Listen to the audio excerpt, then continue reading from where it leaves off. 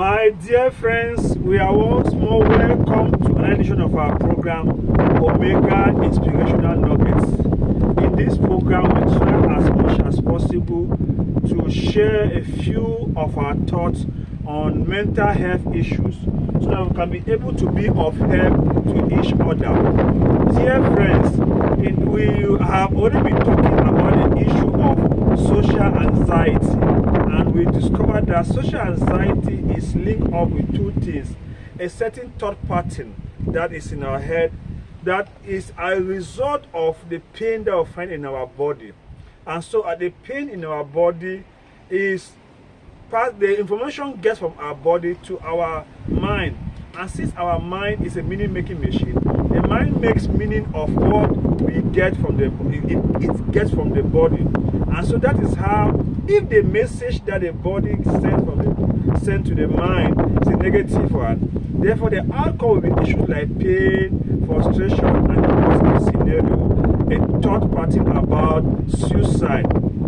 Do you find yourself in a situation where you have been duped, lied to? Do you find yourself in a situation where you feel that there is a pain that you cannot sleep well because of the pain? We are here to see how we can give you an alternative way to deal with that pain. Most often than not, therapists will say that if you have a situation, keep thinking about it, keep reflecting about it, and then gradually you maybe have to have a solution on it. Yes, even sometimes pastors will say, if you want to get a certain solution, keep thinking about it, keep praying about it, keep reflecting about it. And it is true. In some cases, it is like that.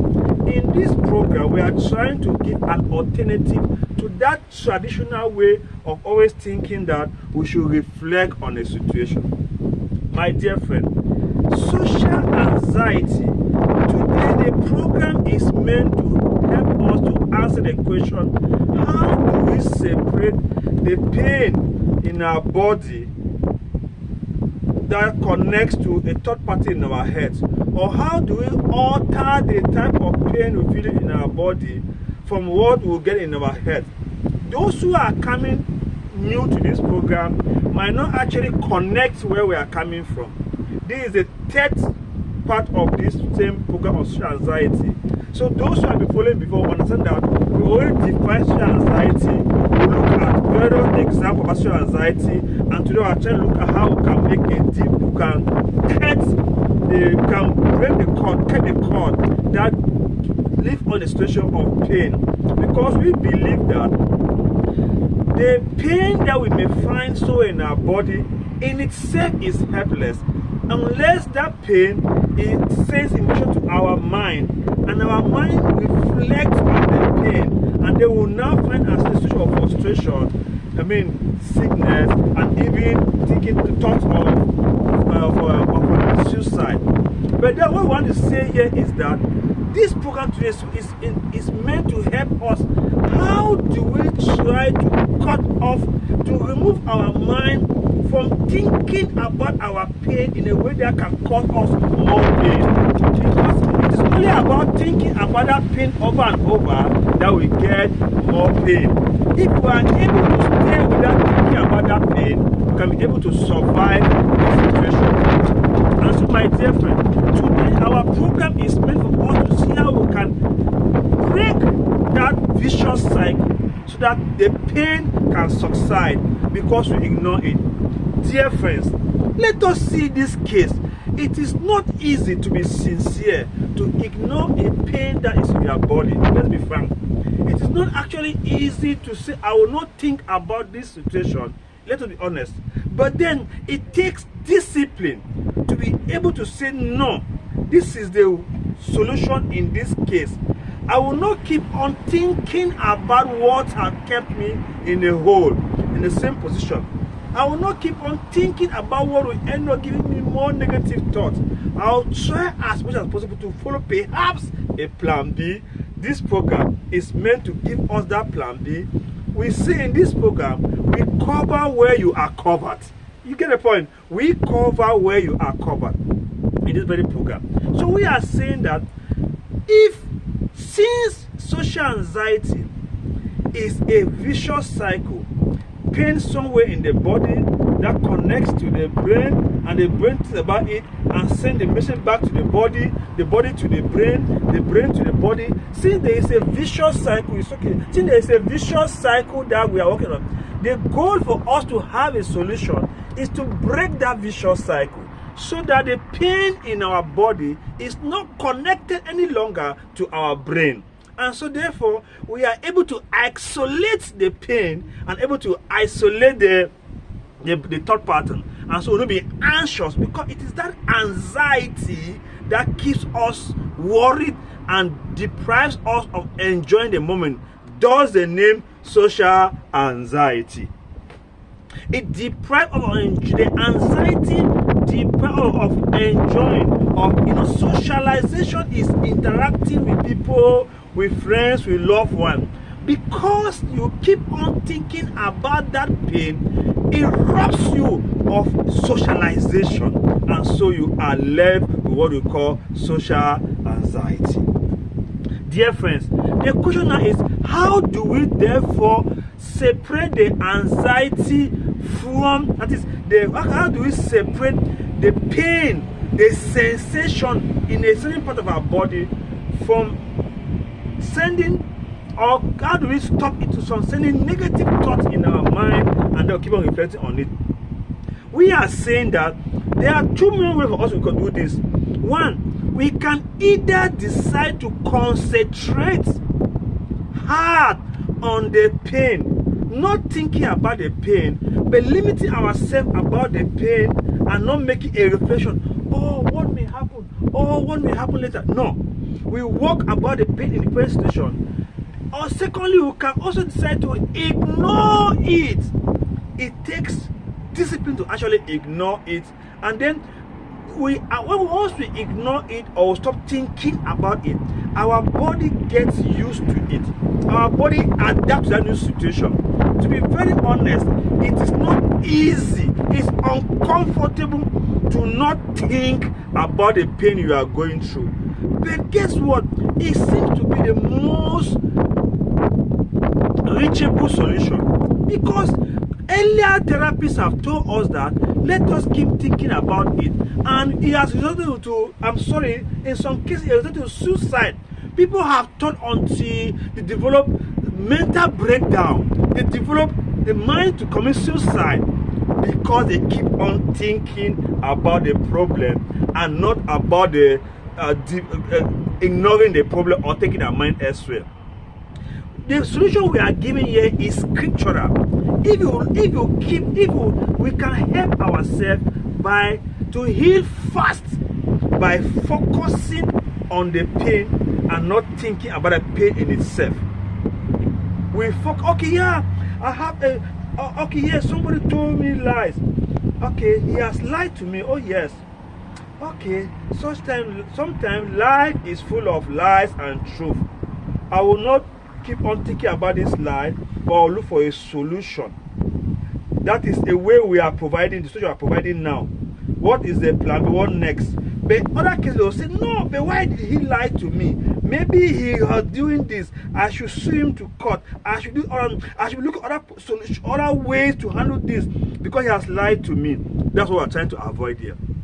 In Genesis chapter 29, verse 21 to 30, the story is so interesting that Jacob worked for 7 years to Laban because he wanted to marry Rahel, some people call it Rachel. But Laban tricked Jacob, and instead gave him Leah to get married. In that frustrating situation, Laban, can you imagine, when Jacob got up from bed and saw that he was in bed with the wrong girl or the wrong wife, he rushed to the wife, said, "Daddy, to Laban, the father-in-law or the wife's father, I said, Daddy, I thought that we had discussed and agreed that I want to marry Rahel. Why do you instead give me the Leah and I did not discover until I discovered in the morning?" Some scholars have argued that is why when they want to do veil in marriage, they put something that is transparent. Because scholars have argued that in those old days, they used to have covering that you don't identify the woman they are getting married to, you can always discover later.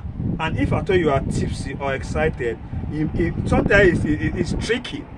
So now in contemporary marriages, when the woman is covered, it's a transparent stuff, white transparent cloth that you can see through and know who you are getting married to.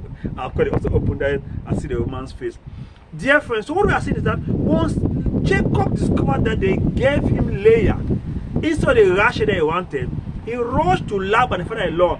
And guess what? What he will reply? The father-in-law said that in our tradition, the elder sister must get married first before the younger sister. And this my thought is that Laban knew that Rachel was the younger sister. Jacob saw Rachel, the younger sister. They went for her instead of Leah.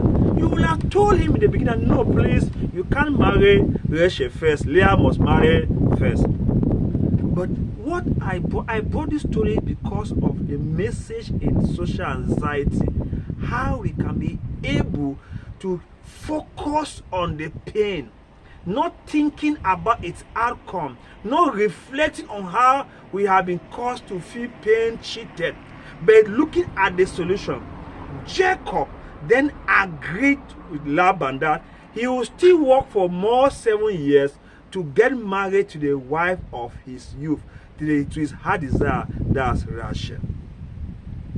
Can you imagine that if Jacob has not taken this road, it will have caused great pain of social anxiety to a level of even suicide on Rachel, on Leah, on even Laban, and even Jacob himself, and the entire community, because they live in a community where everybody was so close together. But Jacob got the wisdom that no, I will not fight with my father-in-law. I will not fight that I've been duped. I will not keep on thinking about why I was duped after my sincerity, but I will now look for the solution. He had to walk again and finally got the wife that he always wanted as Rachel. My dear friend, I encourage us this day. It is possible for us to focus our mind on the solution. You can decide not to keep on thinking about the outcome of that pain, of that act that they did on you that is negative. It is that thinking that result to social anxiety, that result in depression, high blood pressure, that result in frustration, that result in suicide. I encourage us this day, dear friend, let us be careful the way we treat people. Because we are teaching about social anxiety does not give the room for us to cheat people, to trick people, to cause people pain. It's best for us to be able to try to put ourselves in people's shoes, and we should not always be the first to trigger a situation, because some homes are in quagmire, are in problems today because one person invited the enemy into the home. Whoever may have invited an enemy into your situation, please, you have the possibility not to focus or keep on thinking about it, but to look for a solution, but look at the plan B. Let me be honest to you, focusing on the sensation, just the pain itself, without reflecting on it, is not easy. That's why social anxiety is common. But then, the few that are able to get this message and try to say that no, I will not keep on thinking, reflecting on that evil act, but I'll look for a plan B, we will have a solution, and we'll have and live a peaceful life. Our goal is to help you to live a peaceful life and to be happy. Thank you very much for following. My name is Mike Booker, and I'm glad to have you there. Michael Uju Booker. I'm glad to have you there. Please remember to click like, to share, and then make your comments on the comment section. Please also remember to also connect somebody to this program. We're happy to always have you to share with us. Our next program will be looking at how to be happy again after separating the alarm from the anxious thought. How can you be happy again after you have gone through that difficulty? I pray that God bless all of us to be happy. We all have challenges that we live into, but please, we will not keep on staying there. Let us be able to stand firm and look for a solution. One of the solutions I'm providing today is for us to try as much as possible not to keep on thinking about that pain, but to rather look for a solution and plan B. Genesis chapter 29, verse 21 to 30, we saw how Jacob was tricked by his father-in-law Laban, giving him the wrong wife Leah instead of Rachel. But he did not focus on the fact that he had been duped. He now walked again and had a life of his love, of his life, Rachel, and then peace reigned. I pray that you'll be able to be inspired to have the success, the wisdom, to look for a direction where peace will reign for all of us to live. Thank you very much, and see you next. Also, we'll be discussing how to be happy again after being able to separate the alarm from the anxious thought. Until then, please stay safe.